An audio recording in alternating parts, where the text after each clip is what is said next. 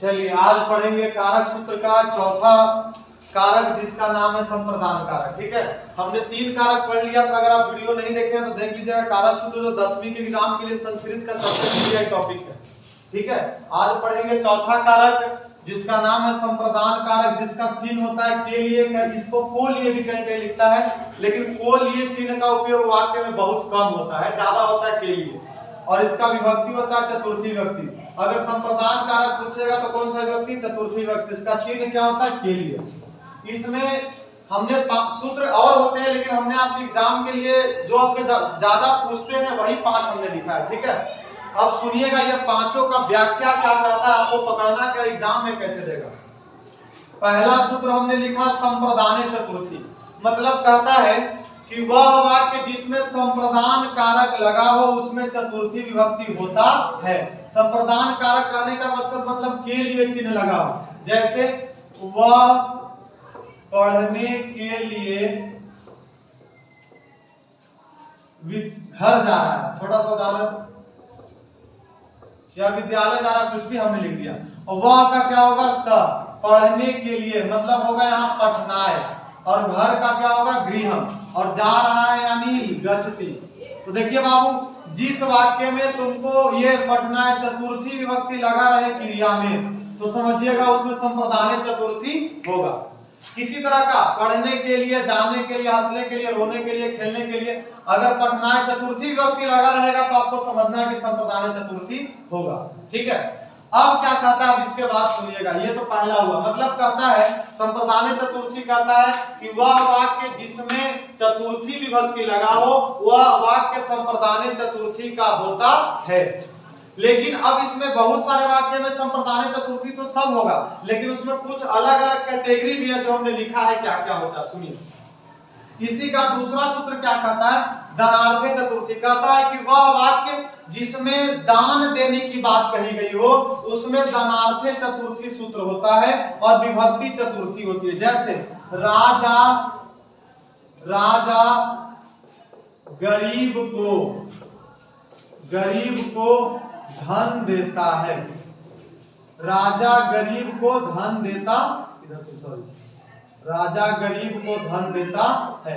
अब देखिए, राजा गरीब को धन देता है मतलब यहाँ राजा गरीब को धन देता है मतलब दान देता है। दान देने वाला बात में छोटा सा ऐसे नहीं कि राम श्याम को कलम दिया, नहीं, ये नहीं। राजा गरीब को मतलब दान देने का अर्थ हो, जैसे राजा गरीब को देगा तो क्या देगा? दान देगा। तो यहाँ राजा गरीब को धन देता है या दान देता है, कुछ भी लिख दे। तो यहाँ पे क्या होगा? राजा का होगा नृप, गरीब को यानी कह रहा है निर्धनाय, और धन का क्या होगा? धनम, और देता है यानी दलती।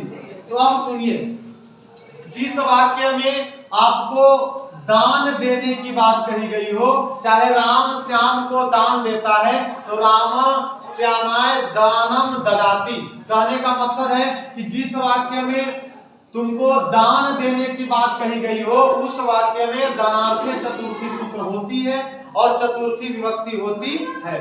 फिर से समझेंगे क्या कहता है, सुनिएगा। दूसरा सूत्र है जिसका नाम है दानार्थे चतुर्थी। यह सूत्र कहता है कि जिस वाक्य में दान देने की बात कही गई हो उस वाक्य में दानार्थे चतुर्थी सूत्र होता है और चतुर्थी विभक्ति होती है। जैसे राजा गरीब को धन देता है मतलब दान दिया है, नृपा निर्धनाय धनम ददाति मतलब राजा गरीब को धन देता है। इसमें होगा दानार्थे चतुर्थी सूत्र, और विभक्ति पूछेगा तो चतुर्थी विभक्ति। अब आइए बाबू तीसरा, नमा अस्वित अस्वा चतुर्थी विभक्ति। नमा अस्वित अस्वा चतुर्थी विभक्ति। यह सूत्र कहता है कि जिस वाक्य में नमस्कार का बोध हो, जैसे हम लिखते हैं श्री गणेश को नमस्कार है। ठीक, तो इसको क्या बना जाता है कि श्री गणेशाय नमः, श्री सरस्वत्याय नमः, श्री दुर्गाय नमः। मतलब जिसमें नमस्कार का बोध हो उस वाक्य में नमः अस्वित अस्वा चतुर्थी विभक्ति होती है, और अगर विभक्ति पूछे तो चतुर्थी विभक्ति होती है। ठीक है, तो फिर से सुनेंगे, नमा अस्मित अस्वाहा चतुर्थी विभक्ति, मतलब यह सूत्र उस वाक्य में होता है जिस वाक्य में नमस्कार शब्द का बोध होता है, और ये जैसे श्री गणेश को नमस्कार है, इस वाक्य में नमा अस्मित अस्वा चतुर्थो विभक्ति सूत्र है, और अगर विभक्ति पूछेगा तो चतुर्थी विभक्ति मिलेगा। इसी में दूसरा लिख सकते हैं कि श्री दुर्गाय नमः, तो ये जो लिखा गया है नमः शब्द आ गया, तो आप समझिए कि इसमें ये सूत्र होगा और चतुर्थी विभक्ति होगी। ठीक है, अब आइए इधर चौथा, रुचार्था नाम क्रियमाणम क्या कहता है, वह वाक्य जिसमें तुम्हारा रुचि के अनुसार कोई काम करना करे, जैसे रुचि के अनुसार कहने का मकसद है कि ये थोड़ा सा रुचार्था नाम क्रियमाणम कहता है कि वह वाक्य जिसमें रुचि के अनुसार कहता है, जैसे हमने लिख दिया कि मह्यम, मतलब कोई कह सकता है कि मुझे लड्डू पसंद है, मुझे लड्डू पसंद है, तो इसमें हो सकता है मुझे का होगा मह्यम, लड्डू के होगा मोदकम, और पसंद है कि यहां सब में चलेगा रोचते। याद रखना, जिस वाक्य में, इधर लिख रहे हैं, जिस वाक्य में रोचते शब्द लगा रहे, क्या लगा रहे, रोचते, उसमें कौन सा सूत्र होगा, रुचार्था नाम क्रियमाणम, और विभक्ति पूछेगा तो कौन सा विभक्ति होगा, चतुर्थी विभक्ति।